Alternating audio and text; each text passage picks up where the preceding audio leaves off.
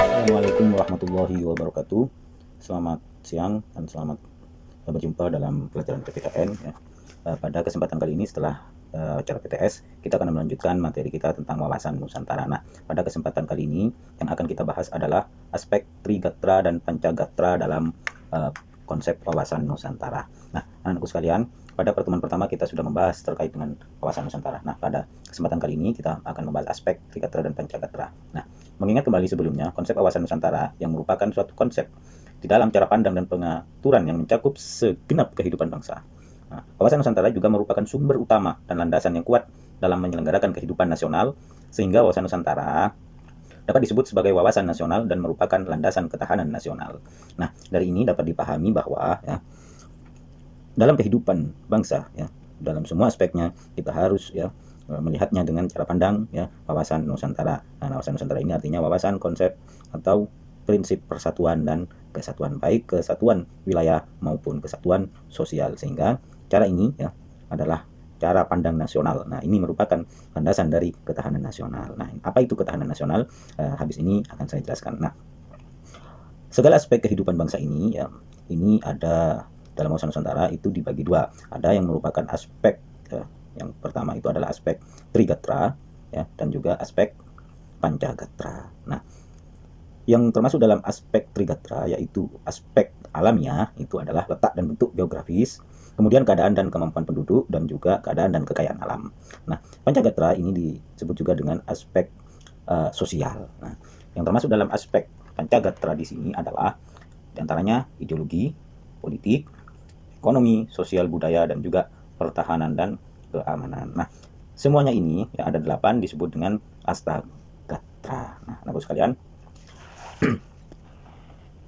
karena merupakan sebuah landasan ketahanan nasional, lalu apa ketahanan nasional itu? Ketahanan nasional ini yaitu merupakan kondisi dinamis suatu bangsa berisi keuletan dan ketangguhan yang mengandung kemampuan untuk mengembangkan kekuatan nasional dalam menghadapi dan mengatasi segala tantangan, ancaman, hambatan, serta gangguan, baik yang datang dari luar maupun yang datang dari dalam, langsung maupun tidak langsung, yang hal itu membahayakan identitas, integritas, dan kelangsungan bangsa dan negara untuk mencapai atau mengejar tujuannya.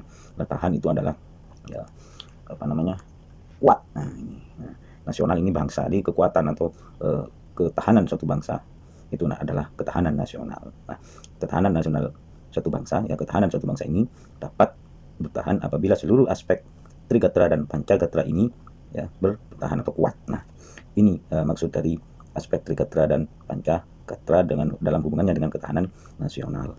Nah, sekali mari kita bahas satu per satu. Yang kita mulai dari aspek Trigatra dalam wawasan Nusantara. Nah, yang pertama adalah letak dan bentuk geografis. Nah, kita tahu bahwa kondisi geografis Indonesia ya, ini di antara silang benua ya. Ini letak strategis ya. Geografisnya ini bermacam-macam ya, mulai dari pegunungan ya, laut ya, dan juga hutan-hutan yang ada di Indonesia ya. Bentuknya juga kepulauan. Nah,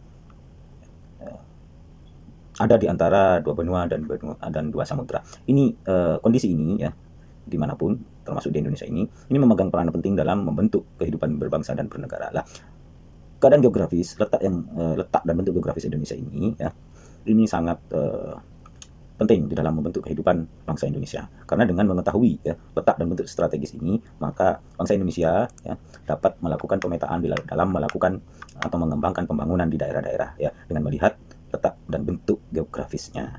Nah, kemudian yang kedua adalah keadaan dan kemampuan penduduk. Nah, apa itu penduduk? Penduduk adalah istilah untuk orang yang tinggal di suatu wilayah tertentu. Nah, dalam hubungannya dengan masalah kependudukan ini, maka ya ada beberapa hal yang terkait dengan masalah kependudukan. Yang pertama itu adalah kelahiran, ya, kematian, dan juga perpindahan penduduk. Ini yang sangat mempengaruhi ketahanan ya, atau ketahanan nasional atau pertahanan nasional, yang bisa saja ya, hal-hal terkait dengan kependudukan ini bisa mengancam dan juga bisa mendukung terhadap pertahanan nasional. Nah, tiga hal itulah yang berpengaruh. Nah, misal ya, kelahiran ya, semakin banyak kelahiran maka ini akan mendukung terhadap kemampuan dan keadaan penduduk untuk meneruskan kehidupan berbangsa dan bernegara. Nah, kemudian yang selanjutnya adalah keadaan dan kekayaan alam. Nah, apa itu? Kekayaan alam dari suatu wilayah bangsa Indonesia ini dan memiliki peranan yang sangat penting dalam mengatur dan mempengaruhi kegiatan berbangsa dan bernegara. Kita tahu bahwa Indonesia ini ya, sangat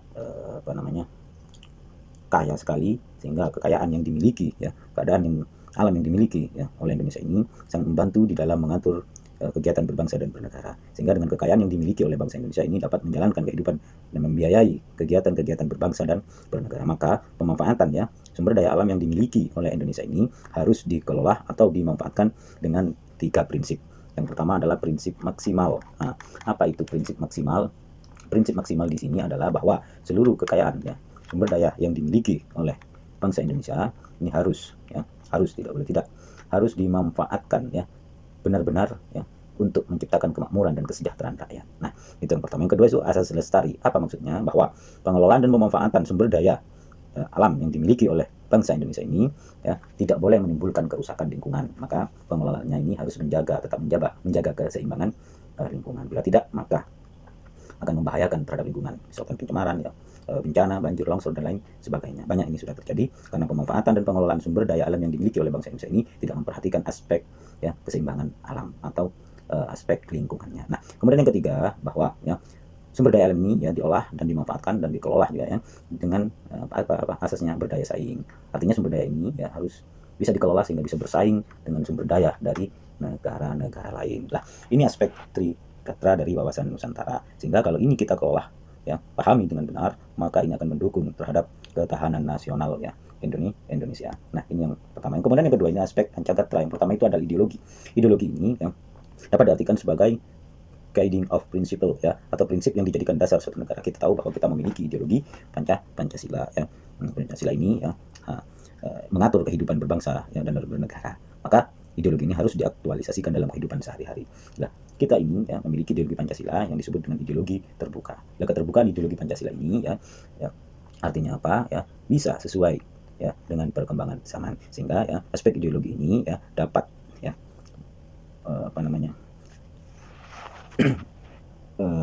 menunjang di dalam ketahanan nasional. Namun apabila itu diaktualisasikan dalam kehidupan sehari-hari ya. Bila kita melaksanakan Pancasila ya, nilai-nilai Pancasila dalam kehidupan sehari-hari, maka kita akan menjadi ya atau menjadi bangsa yang tahan, survive ya. Nah, ini yang pertama. Kemudian yang kedua itu adalah aspek politik. Nah, aspek politik ini dapat diartikan sebagai asas haluan atau kebijaksanaan yang digunakan untuk mencapai tujuan. Kebijaksanaan yang gunakan untuk mencapai tujuan kekuasaan. Nah, aspek politik ini ya dapat membantu meningkatkan ketahanan atau bisa bertahan ya dalam bidang politik ini ya adalah dengan ya menjaga keseimbangan antara input dan output daripada sistem politik yang ada ya. Apa yang diinginkan oleh masyarakat ini dapat direalisasikan dengan kebijakan atau kebijaksanaan pemerintah, pengelola pemerintahan. Nah, ini akan terjadi yang namanya ketahanan politik. Nah, kemudian yang ketiga itu adalah aspek atau bidang ekonomi. Kegiatan ekonomi ini ya dalam pengertian di sini adalah kegiatan pemerintah dan masyarakat dalam mengelola faktor produksi dan distribusi barang dan jasa untuk kesejahteraan masyarakat. Nah, kegiatan ekonomi ini harus ya diarahkan upaya untuk mensejahterakan masyarakat. Nah, sehingga kalau ini dilakukan ya ekonomi yang berbasis kepada ekonomi Pancasila, maka akan terjadi yang namanya ketahanan ekonomi. Nah, ketahanan ekonomi di sini ya bahwa ekonomi kita ini ya diarahkan ya untuk ya melayani atau untuk kemakmuran masyarakat atau rakyat Indonesia. Kita tidak boleh melakukan yang namanya ekonomi monopoli. Nah, kita namanya ekonomi kita ini yang diajarkan oleh Pak Hatta itu adalah ekonomi sistem koperasi. Ya. Ini yang ketiga ya, ekonomi. Kemudian yang keempat itu adalah aspek sosial budaya. Sosial budaya di sini dapat diartikan kondisi dinamik budaya bangsa yang berisi keutuhan untuk mengembangkan kekuatan nasional dalam menghadapi dan mengatasi ancaman, tantangan, halangan, dan gangguan. Kita tahu bahwa negara kita ini adalah beragam ya, suku, agama, ras, sosial, budaya ya. Dan untuk menuju kepada ketahanan budaya ini ya, maka seluruh warga masyarakat ini dapat mengembangkan kebudayaannya, mengembangkan kemampuan pribadi dan segala potensinya ini sesuai dengan nilai-nilai Pancasila dan tetap dalam koridor ya menghargai satu sama lain di antara sosial budaya yang ada di Indonesia. Kita tahu bahwa keanekaragaman budaya sosial di Indonesia ini merupakan kekuatan. Sehingga kalau ini dimaksimalkan akan menciptakan yang namanya ketahanan budaya. Kemudian yang terakhir itu adalah pertahanan dan keamanan. Pertahanan dan keamanan di sini dapat diartikan adalah ya, kondisi ya, dinamik kehidupan, pertahanan dan keamanan bangsa Indonesia yang berisi keuletan, ketangguhan yang mengandung kemampuan untuk mengembangkan kekuatan nasional dalam menghadapi ancaman. Nah, pertahanan dan keamanan di sini ya apa namanya, adalah merupakan ketangguhan suatu bangsa di dalam melakukan upaya bela negara. Nah, kita tahu bahwa kita sebagai warga negara ini harus punya kewajiban, ya, punya hak dan kewajiban untuk melaksanakan bela negara. Nah, bela negara di sini ya, bisa dilaksanakan dengan berbagai cara, ya. Misalkan berjuang dengan sesuai profesinya masing-masing. Lah, ini yang terakhir dari aspek Pancagatra. Sehingga kalau kita melakukan upaya pertahanan dengan bela negara, ya, maka ketahanan di dalam pertahanan dan keamanan ini akan tercipta, ya. Sehingga ancaman, gangguan, hambatan dan tantangan, ya, ini akan dapat diatasi bersama-sama. Nah, kemudian yang ketahanan nasional pada hakikatnya ini bergantung pada kemampuan bangsa dan negara di dalam mendayagunakan secara optimal gatra alamiah, ya, sebagai modal dasar untuk menciptakan kondisi dinamis yang merupakan kekuatan dalam penyelenggaraan kehidupan nasional. Nah, kalau alamiah ini, ya, ini statis tetap, ya. Kalau Pancagatra, ya, ini dinamis, berubah-ubah, ya. Nah, makanya di dalam Trigatra ini ada kaitan atau hubungan, ya, dan juga di dalam Pancagatra ini juga terdapat kaitan atau hubungan, di mana hubungan ini, ya, adalah hubungan yang timbal balik dan berkaitan erat. Contoh ke aspek gatra geografi yang merupakan gatra alamiah. Nah, karakter geografi ini, geografis Indonesia, ya, ini sangat mempengaruhi jenis dan kualitas serta sebaran kekayaan alam, ya. Hutan, kekayaan alamnya jelas, kayu dan lain sebagainya, ya, laut, ikan dan lain sebagainya, ya. Dan sebaliknya, kekayaan alam, nah, ini dapat mempengaruhi karakter geografis.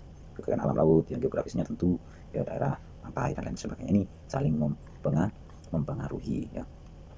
Nah, contohnya misalkan gatra kependudukan, ya, dan juga gatra geografi. Bentuk-bentuk kehidupan dan penghidupan serta persebaran penduduk ini sangat erat kaitannya dengan karakter geografi, ya. Geografi yang misalkan panas, ya, tentu orang ini keras.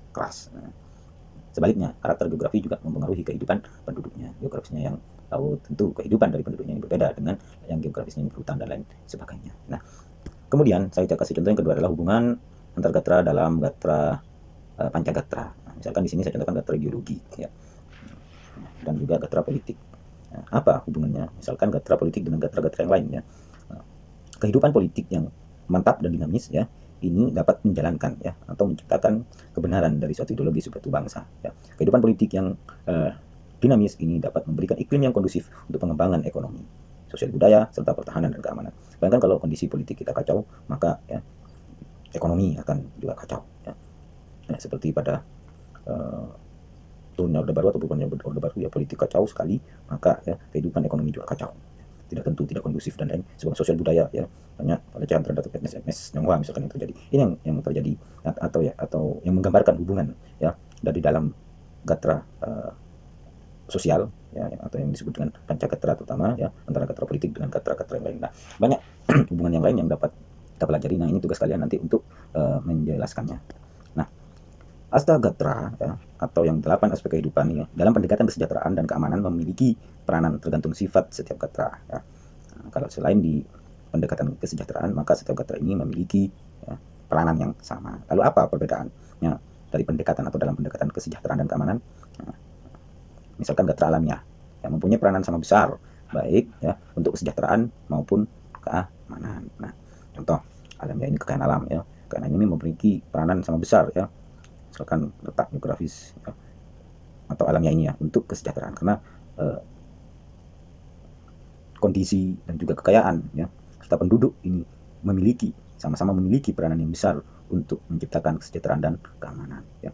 Kekayaan dan kesejahteraan, ya, bisa digunakan untuk menjaga pertahanan dan keamanan. Juga masyarakat atau penduduknya juga berperan besar terhadap kesejahteraan, ya, peranannya dan juga berperan besar terhadap menjaga keamanan. Nah, yang kedua, gatra ideologi, politik dan sosial budaya memiliki peranan sama besar untuk kesejahteraan dan keamanan. Ideologi kalau dijalankan dengan benar, politik berjalan dengan dinamis, sosial budaya ya dinamis, maka ini akan menunjang terhadap terciptanya kesejahteraan dan keamanan. Gatra ekonomi, ini relatif mempunyai peranan lebih besar untuk kesejahteraan daripada peranan untuk keamanan. Nah, ekonomi ini lebih besar untuk kesejahteraan, ya, daripada untuk keamanan. Gatra pertahanan dan keamanan relatif memiliki peranan lebih besar untuk keamanan daripada peranan untuk kesejahteraan. Sedangkan gatra pertahanan dan keamanan ini peranannya besar di keamanan daripada menciptakan kesejahteraan. Kadang negara yang aman, ya, pertahanan dan keamanan dapat belum tentu menciptakan kesejahteraan bagi masyarakatnya. Nah, anak sekalian, itu penjelasan terkait dengan aspek trigatra dan pakaian katra serta hubungan di antaranya. Kurang lebihnya mohon maaf, apabila ada pertanyaan nanti disampaikan di grup kelas. Terima kasih. Assalamualaikum warahmatullahi wabarakatuh.